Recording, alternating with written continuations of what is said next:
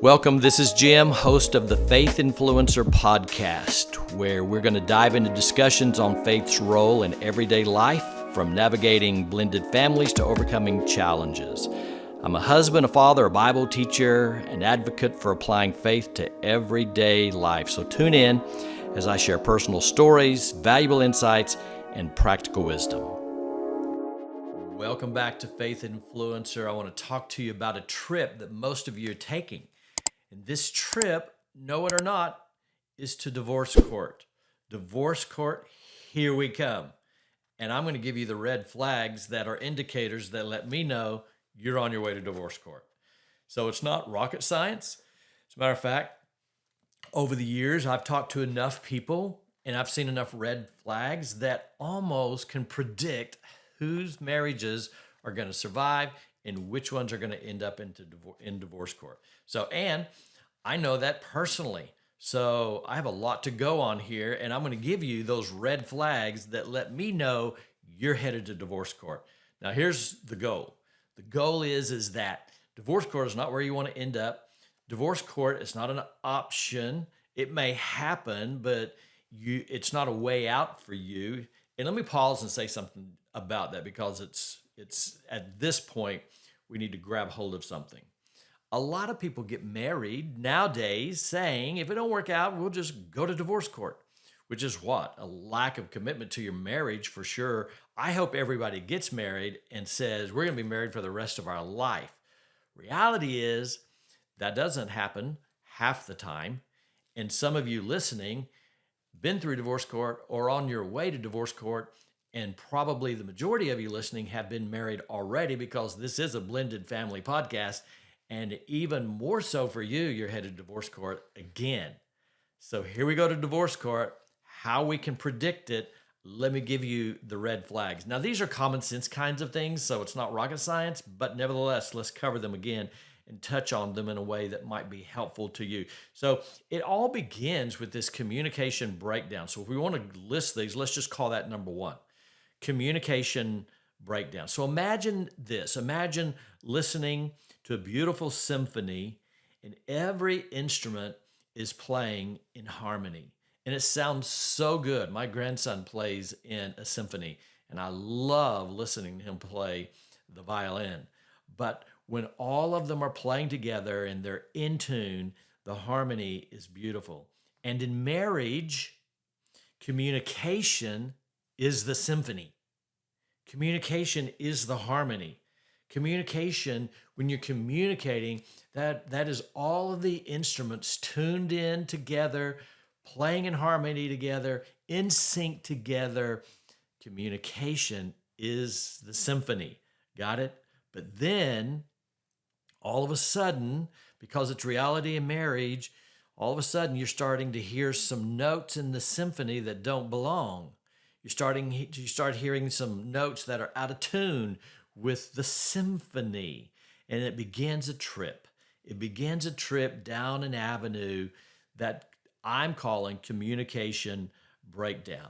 Now, let me tell you what the dissonant notes are. Let me tell you what the out of tune notes are that begin to break down this communication. Sarcasm, criticism, or silence. Now, personal testimony. Everybody has their unique ways that they respond to conflict, to arguments. How do you respond to arguments? I'm going to tell you personally how I do, but how do you respond if you get in an argument? What's your way of responding? My wife responds this way. So she's not in here, so I'm going to tell on her. Here's how my wife responds. If we get into a conflict and we're struggling with communication and I say something, the way she responds is to defend herself instantly. It is defense mechanism. Defend herself. That's what she does. That's not, and that drives me crazy, because I want to make my point and I want her to agree with it. Right? Don't you? You're always right. Why do they have to defend themselves? Just go along. No, it doesn't work that way. But here's how I respond. I'm the guy who shuts down. If we get into a discussion and our communication is breaking down and the symphony's not sounding so harmonic right now, I'm the silence guy. I'm the guy who's not going to sit there and argue, who's not going to defend himself. I'm going to get quiet. That's how I respond. How do you respond? Are you going to defend yourself? Do you get quiet and walk away? The problem with getting quiet and walking away is that may go on for a day or two. Well, that's not good for communication. So, breaking down communication when the notes begin to sour and your language begins to be filled with criticism, sarcasm, or if you're me, silence, I'm telling you, that's all a red flag. That's all a warning sign. It's like driving your vehicle down the road and you have this red light on the dashboard that's going beep, beep, beep, beep, and it's irritating. And what's that red light doing? It's telling you that there is a problem. And the red light's not the problem. So what people tend to do is they reach in the back seat and grab a hammer and they smash the red light in the dash that's going beep, beep, beep. And they don't realize that the red light is pointing out a problem that you need to deal with. It doesn't do any good to smash the red light, the warning sign. You have to go deal with what the warning sign is warning you about. Got it? Communication breakdown. There's this red light, this warning sign. And the warning sign is you begin to hear criticism from your spouse, or you begin to feel critical of your spouse, or you begin to be sarcastic. Now, here's what some of you do. I know you do it. Some of you get sarcastic and then laugh. You know what I'm talking about? You'll say something sarcastic.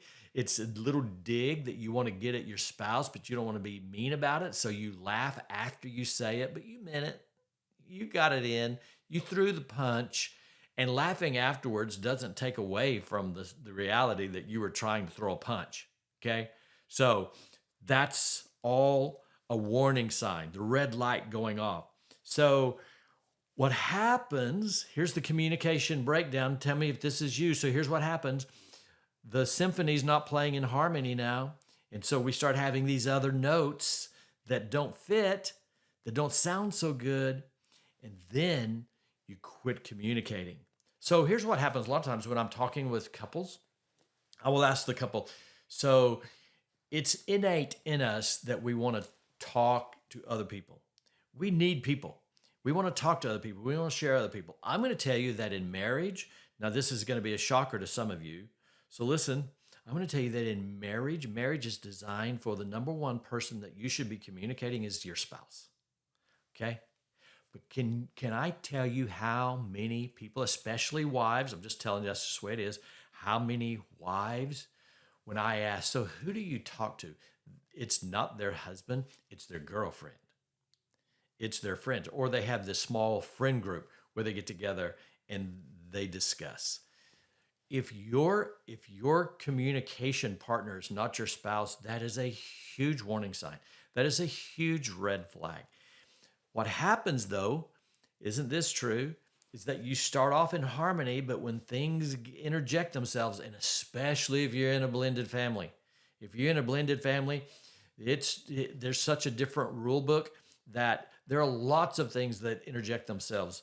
If you're not communicating with each other and your communication is breaking down, and then you start turning elsewhere to communicate and to talk and to share your feelings, then here's what you're creating, this emotional distance that's leading to the divorce court.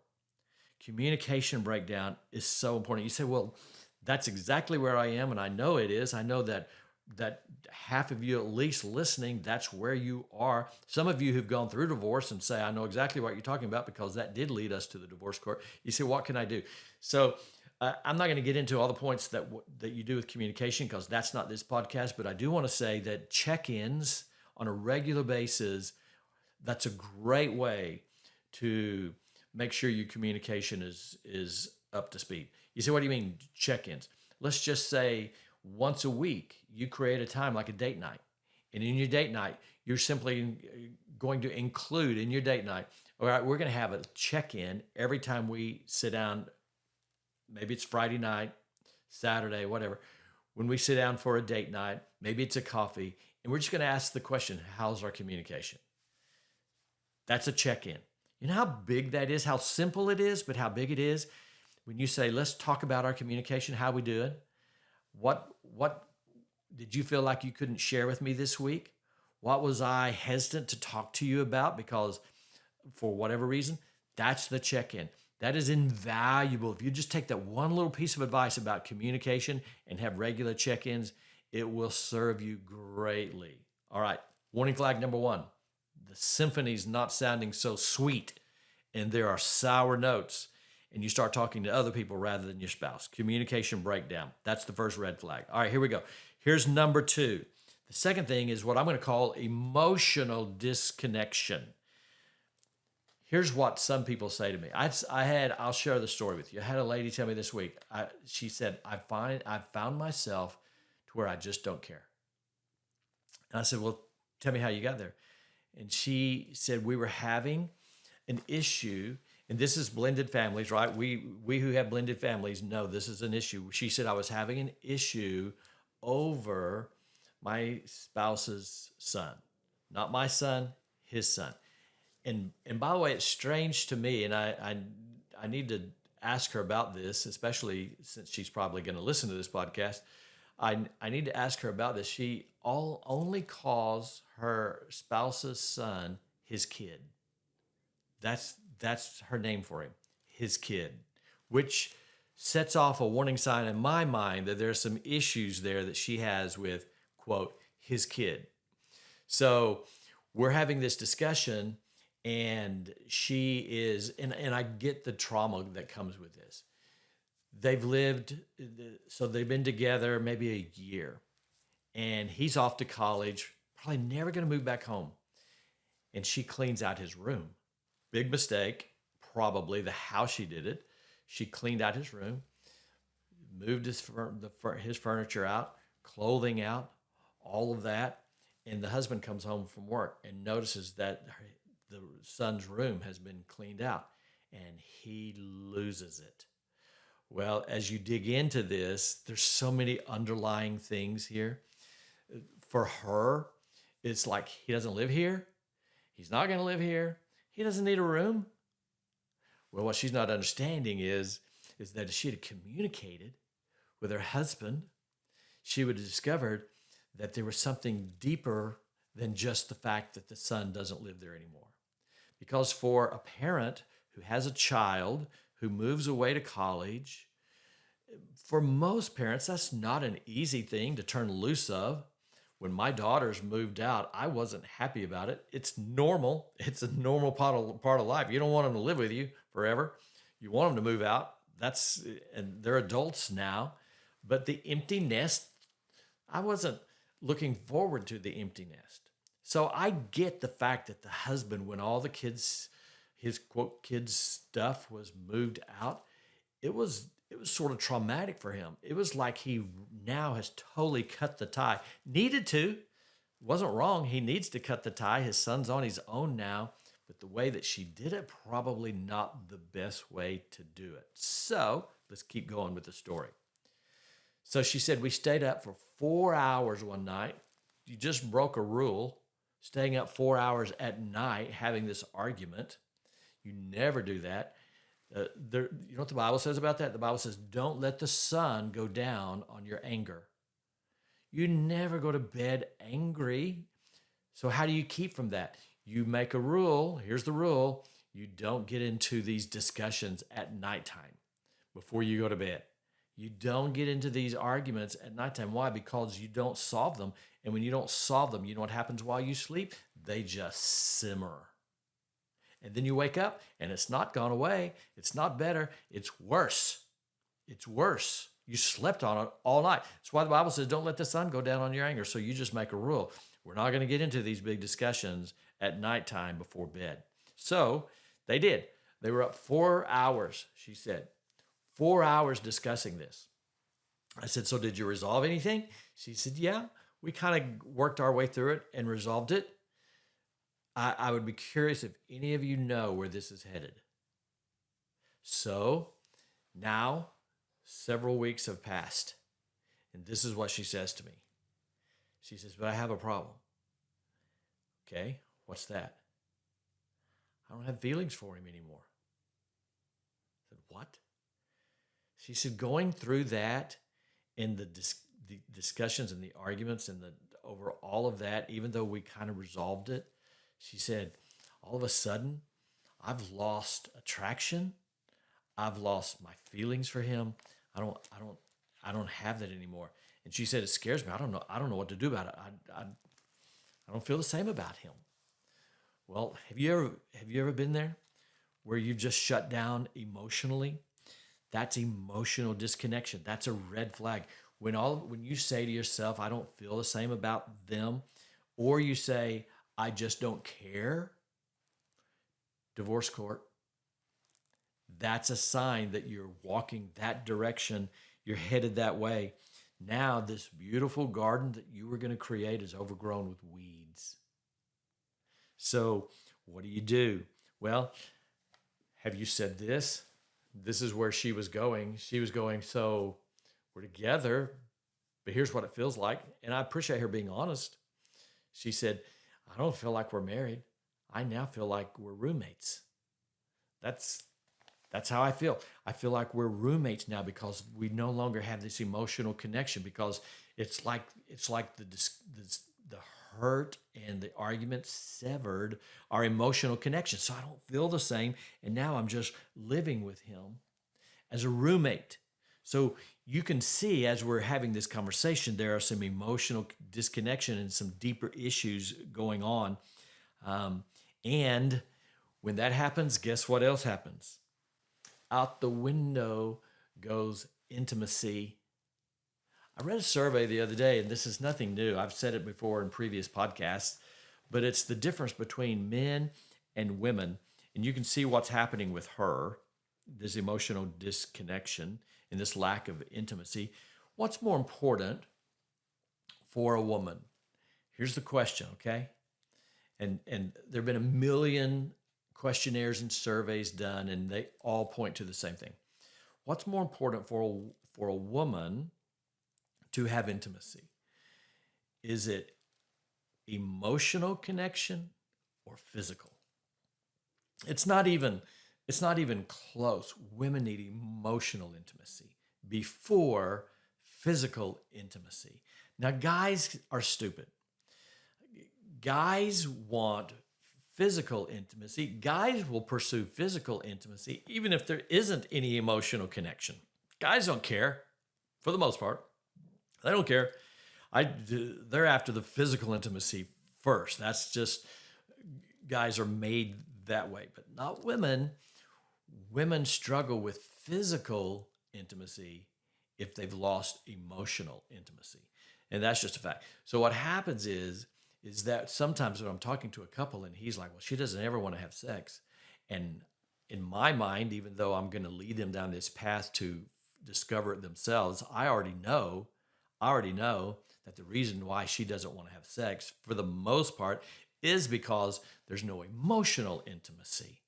It is difficult for a woman to give herself physically to a man if there's no emotional intimacy. I'm talking about inside of marriage. And so this emotional disconnection, no wonder you're on your way to the divorce court, because it creates so many other problems. You disconnect emotionally, then you're going to disconnect in your intimacy with each other, and you just are headed down this path. That's a total breakdown. You can reignite a spark, but you can't base everything on your feelings, by the way. Sometimes we do what's right whether we feel like it or not. So you can't base it all on feelings, but you can reignite those ways. But you got to learn how to connect again emotionally. So let me go to the third one as we are getting close to wrapping this up. How do I know you're headed to the divorce court? I've given you a couple. Let me give you a third one. I know you're headed to the divorce court because you avoid conflict. Now, you are thinking, well, shouldn't we avoid getting into fights? You shouldn't avoid conflict if you're having issues. And I'm going to tell you why. Because if you're the avoider, and most people, if my wife were sitting in here, she would tell you she's more this way. She would rather avoid. I mean, she would almost do anything rather than to get into a, quote, discussion about stuff that creates a little tense conversation. But what happens if you avoid conflict? Let me tell you. Let me tell you why you're about to blow up. Because when you avoid conflict, it's like a pressure cooker. And this pressure cooker, the pressure is building up and building up and building up. But if you ever used a pressure cooker, you know the way you use a pressure cooker is that it has to let off steam. And that's why you have that steam coming out the top. Sometimes it whistles when it comes out of the top, but the pressure cooker has to let off the steam. And if you don't let off the steam, the pressure is going to build, build, build. It's going to blow. That's what some of your marriages have done. You avoid conflict and you just let it build up and you build up and it builds up and it builds up. And then sometime it can't build up any longer and it explodes. And when it explodes, it's ugly. It's so ugly. I know when people avoid conflict that someday it's just going to blow up. And when it blows up, it's all hell breaks loose and you're ready just to walk away. I was talking to a guy the other day, and this was the very scenario that they were going through. There was all this stuff beneath the surface that they could never talk about because they didn't know how to communicate. And so all this stuff was building up and building up and building up that was beneath the surface, and there's no conversations, and they weren't embracing how to grow their marriage and how to resolve conflict, all of that. And they had the big blow up, and he was ready to get a divorce. That's what I'm telling you. These are signs that you're headed to the divorce court. He was ready to go to the divorce court. And you know how ready he was? He was, that built up so much when it blew up. It was so ugly that he was saying, she can have everything. I've seen guys who are at that place where they're like, you can have my 401k, you can have my savings, you can have the house, you can have everything. I just want to walk away. I just don't want to be with you anymore. I just want out of this thing. You can have it all. I'm just walking away. I've literally talked to guys over and over and over. I don't talk to many women who say that. I don't. Most women don't say, "Here, you can have everything. You know, I'm going to walk away." But guys do. Guys will say, "I don't care. I'll rebuild. I'm just getting out of this." So, how do we know that's going to happen? Because you don't know how to communicate. So you avoid conflict, and the pressure cooker starts building pressure. Let me give you a couple other things real quickly. Sometimes we lose direction, our goals. We had shared goals in the beginning. It's like we're on this map and we have this journey and we're so excited about walking this journey together. But somewhere down the road, there's a fork and you went one way and your spouse went the other way. And you're no longer on the same road. And so you don't have the same visions anymore, the same dreams anymore, or the same desires anymore. You want different things. Some of you are going to respond in the comment. That's exactly how I feel. I want something totally different. Or my spouse doesn't want the same thing anymore. He wants something totally different than what we wanted in the beginning of our marriage. And then the last thing is we just neglect the relationship. And when you neglect the relationship, you're headed to the divorce court. That's a red flag. It says, follow me because I'm on my way with lawyers and everyone else to go through a divorce because I neglected the relationship. Now, I want to say something, and I want you to grasp what I'm saying. Our country is designed to pull you apart. This country that we live in is designed. I see it every day. I see it with the guys that I work with. It's designed to pull you apart. How is that? Because, first of all, it's not designed to bring marriages together. It's designed to pull them apart. That's just a conviction of mine. That's what happened in this world. And how does it do it? It does it, I'm going to say innocently. It's not innocent, but it seems innocent. It does it by, if you ask in a survey, the number one reason why people began to neglect their marriage, do you know what it is? I'm going to give you a second here. The number one reason why couples neglect their marriage.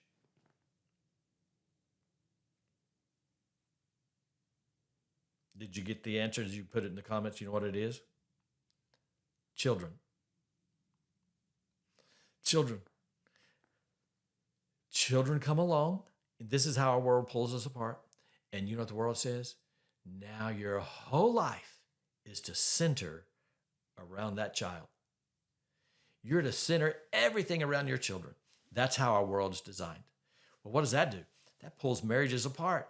That's neglecting your marriage. And you know how we do it when I say innocently? Oh my gosh, how about sports? How about cheer? How about all of those things that literally cost you so much money and they take all of your time, and you find yourself traveling from state to state to state with an 8-year old to play a soccer game? All your time is spent on sports.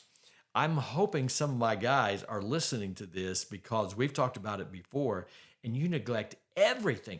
You neglect your spouse because she's taking one daughter to, I live in Oklahoma, so she's taking, and I know this to be true, she's taking a daughter to play soccer in Texas, and he's taking his son to play baseball in Arkansas. And they're children. So you got a strong opinion about that. I do, because I know the results of what happens when you begin to pull the family unit apart and start going different directions and investing all your time in the kids. Boy, I wonder what it's like for a kid to grow up thinking that the whole world centers around me. Can you imagine what's going to happen with that child, that they've designed their whole world around them? That's what's happening in our, that's what I mean when I say that our world is designed to pull us apart, because that's exactly what it's doing. Here's one of the things that you can do to help with that, just some daily rituals. Um, Let me end with this. I'm talking with a guy the other day, and I so appreciated what he was saying. We were having a men's group one morning, and he didn't attend. He thought he was coming, but he didn't realize what time it was. So I asked him later, we missed you. And he said, well, I couldn't come. And I said, oh, okay, you had something planned? He said, yeah, I have the same thing planned every week at that time. It's when my wife and I get up and have coffee together, and it's a ritual that I'm not willing to break, because it's at that time that we get to talk and laugh and communicate and discuss or whatever. And it's a weekly ritual that we will not jeopardize or allow anything to pull apart. I appreciated his conviction about that, but that's not the way our world is set up. So there you go. There's some red flags that are beeping, beep, beep, beep, irritating beeps. And if you don't address them, the whole thing's going to break down. So look forward to seeing what you have to say in the comments. Some of you are going to agree or disagree. Help us out. Share your thoughts. Thank you as always for joining us on Faith Influencer. This is Jim Cunningham, and I'll catch you next time.